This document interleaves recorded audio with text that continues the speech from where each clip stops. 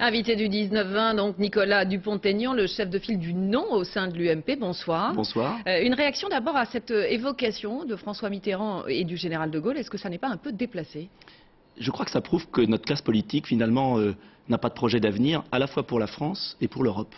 Moi, je me sens gaulliste. Jamais je me serais permis de ressusciter le général de Gaulle. J'ai toujours dit, en revanche, que le général de Gaulle nous a parlé de l'avenir et nous a dit qu'on devait avoir une France forte, qui fasse l'Europe, mais qui ne renie pas ce qu'elle est. Et c'est pourquoi je pense qu'il aurait peut-être voté non, mais je n'ai pas le droit de le dire et je trouve assez pitoyable tout cela. Moi, j'ai envie qu'on parle aux Français de l'avenir. Qu'est-ce qu'on fait de la France ? Et qu'est-ce qu'on fait de l'Europe? Et est-ce que cette Constitution, c'est la bonne chose? C'est ça la vraie question. Alors justement, votre voix est loin d'être majoritaire au sein de l'UMP. 80% des militants sont pour le oui. Est-ce que vous n'avez pas un peu l'impression d'être le dernier des Mohicans? Pas du tout.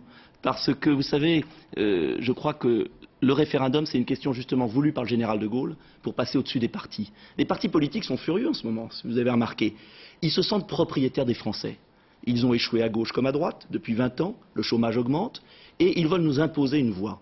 Et les Français, là, vont avoir le choix. C'est la dernière fois, parce que je crois qu'ils regrettent bien d'avoir posé la question. Alors, je crois que la question, c'est pas de savoir si on est seul ou pas. Nous sommes des millions, et nous voulons une autre Europe.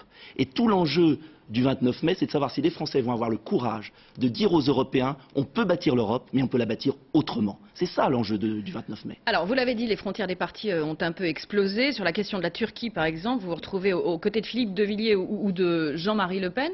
Vous vous sentez effectivement proche de... Mais je ne me sens pas proche de Jean-Marie Le Pen, vous le savez, je suis un républicain. Mais je crois très sincèrement, justement, que la question, c'est pas des étiquettes, Besancenot, Le Pen, ils sont pas propriétaires des voix des Français. La question, c'est par exemple de savoir si on continue à étendre l'Union européenne, toujours plus, la Bulgarie, la Roumanie, la semaine dernière, demain la Turquie, avec toujours moins de règles. Toujours plus de pays, avec des niveaux économiques différents, toujours moins de règles. C'est un piège économique et social monstrueux. Les délocalisations s'accélèrent. Avec cette constitution, elles s'accéléreront encore. Pire, les frontières de l'Europe ne sont même plus contrôlées. Regardez l'affaire du textile. Monsieur Mandelson, commissaire européen, il envoie balader les chefs d'État. Il dit, moi je veux pas d'affaires avec la Chine. Il y aura rien. Il y a des discussions qui vont être engagées quand même. Oui, quand ce sera trop tard. Des milliers d'emplois disparaissent tous les jours, notamment le Maghreb, et on fait des plans pour lutter contre l'immigration clandestine, et on est en train de ruiner l'industrie textile du Maghreb ou de la France. Est-ce qu'on peut continuer comme ça à construire une Europe avec un mur de travers, vouloir mettre un toit dessus? Tout va s'écrouler.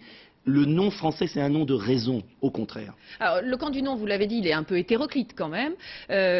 Certains veulent, on l'a entendu, hein, certains partisans du non veulent plus d'Europe, ils veulent une Europe plus sociale, et vous, on a l'impression que vous voulez beaucoup moins d'Europe. Je veux pas moins d'Europe, je veux une Europe sur des bases solides. Est-ce qu'on croit qu'on va construire l'Europe sur le chômage de masse et la misère? Est-ce qu'on croit qu'on va construire l'Europe sans contrôler les flux migratoires? Je voyais M. de Villepin, pour qui j'ai beaucoup d'admiration, on fait un plan, il n'y a plus de frontières. On vient de régulariser 600 000 Espagnols, et on fait un plan, on fait croire aux Français qu'on va maîtriser tout cela. La vraie question, c'est de savoir si cette Constitution permet cela. Bien évidemment, non. Cette Constitution ouvre à tout vent l'Europe. Or, la vraie Europe, celle que voulait le général de Gaulle, justement, c'est l'Europe d'Airbus, c'est-à-dire une Europe où chaque État est maître de son destin, accepte de coopérer sur des projets concrets, et c'est comme ça qu'on relèvera les défis de la mondialisation. C'est pas en créant ce vaste espace marchand qui aboutira à une catastrophe économique, encore une fois. Nicolas Dupont-Aignan, si le non l'emportait le 29 mai, avec qui allez-vous fêter votre victoire? Est-ce que vous allez la fêter avec Olivier Besancenot, avec Encore une fois, vous réduisez la France à Besancenot ou Le Pen. Je vais fêter la victoire avec les Français qui enfin